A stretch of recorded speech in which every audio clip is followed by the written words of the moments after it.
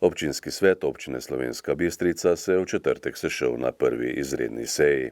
Svetniki so brez glasu proti sprejeli sklep o obvezni razlagi odloka o sprejetju prostorskih ureditvenih pogojev za celotno območje občine Slovenska Bistrica. Tako so se odzvali na vse večje zanimanje potencialnih investitorjev za postavljanje vetrnih elektrarn na območju Pohorja, še posebej zaradi aktualnega pridobivanja gradbenega dovoljenja strani podjetja Energija na veter, ki želi graditi kar 56 vetrnih elektrarn. Svetniki so med razpravo večkrat omenili nedopustno ravnanje investitorja, ki je dan pred sejo vsem občinskim svetnikom poslal dopis, ki so ga razumeli kot nedopusten pritisk na njihovo odločanje. V dopisu so investitorji opozorili, da glasovanje za obvezno razlago naj ne bi bilo zakonito. Jana Habjan, organizacijski vodja projekta pri podjetju Energija na veter, je na seji povedala. Sprejet sklep za točko 3 izredne seje bi bil nezakonit. Želela pa bi poudariti, da je moj cilj priti do rešitve,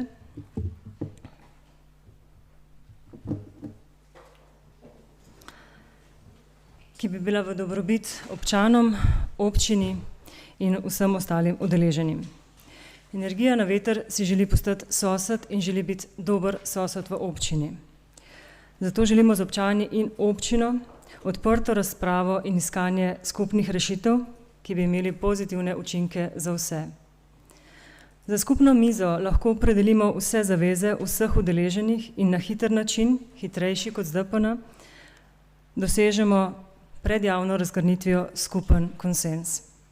Z realizacijo projekta vetrnih elektrarn bodo občani deležni možnosti cenejše zelene električne energije, in občina Slovenska Bistrica bo lahko ponosna na največjo investicijo iz obnovljivih virov energije v Sloveniji. Na drugi strani bo vsekakor omogočen napredek in posodobitev občinske infrastrukture ter drugih javnih storitev. Z glasovanjem proti obvezni razlagi dovolite, da nadaljujemo odprte razgovore za mizo, za predstavitvijo projekta, kar menimo, da si zaslužimo, saj smo bili 3-krat zavrnjeni, da predstavimo projekt, da se dejansko izjasni, kaj predstavlja projekt investitorja Energija na veter, da to niso kalše in da niso vse vetrnice na Pohorju enake.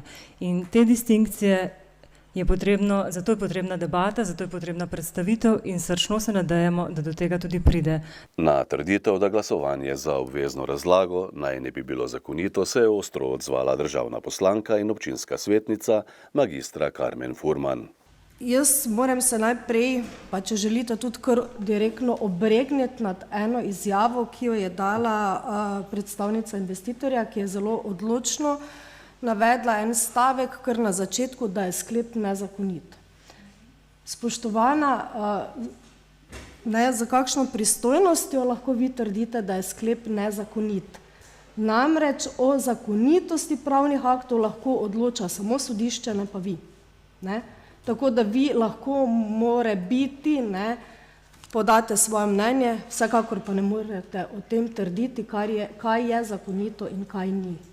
Dr. Ivan Žagar, župan občine Slovenska Bistrica, je prepričan, da bi morala glavno vlogo pri takih projektih imeti država in da bi investitor moral zaprositi za spremembo državnega prostorskega načrta.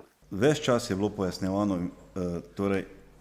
investitorjem, kako naj postopek teče v skladu z zakonom, tudi na informativnih razgovorih, ki so bili tudi na občini. Mislim, da smo imeli 2 razgovora in smo tudi takrat opozorili, da naj teče v skladu z zakonom.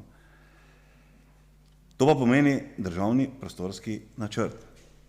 Državni prostorski načrt pa vsebuje seveda cel niz akterjev, ki so v sam postopek vključeni. Od strokovne javnosti do javne razprave. In ne gre samo za to, da se opravi razprava tu na občinskem svetu, ker jaz mislim, da tudi svetniki pri odločanju rabijo stališča iz javne razprave, ker bo pravzaprav dali svoje mnenje tisti, tudi teh 600 in nekaj, ki jih pa tak projekt zadeva.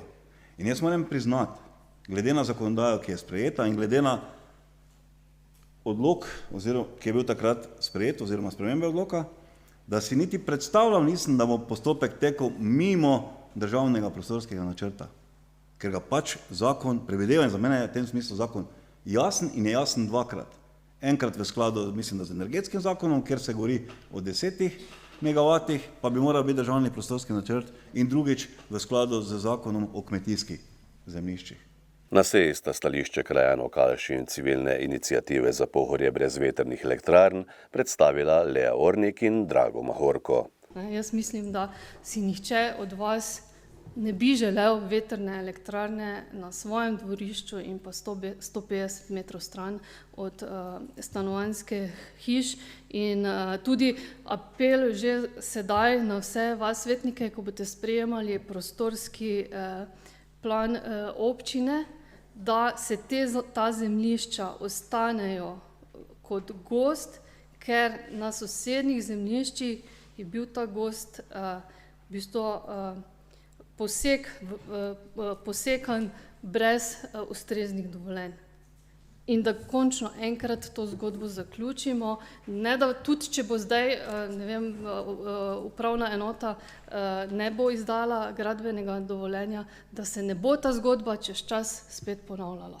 In predvsem apeliram tudi na to, da se sprejmejo ustrezni akti, kar sem tudi že večkrat v prejšnjem mandatu, ko sem bila kot občinski svetnik, dala pobudo, pa je bilo takrat tudi dostikrat rečeno, to traja, ne? Ampak zdaj se po vseh teh letih še vedno srečujemo z isto problematiko, na žalost. Civilna iniciativa za Pohorje brez vetrnih elektrarn poziva občinski svet občine Slovenska Bistrica, da kot smo izpostavili na vseh teh naših na tej naši predstavitvi, zavaruje interese ljudi, ki živimo na in pod Pohorjem, ter nemudoma sprejme vse potrebno za takojšnjo zaustavitev umeščanja vetrnih elektrarn na Pohorje.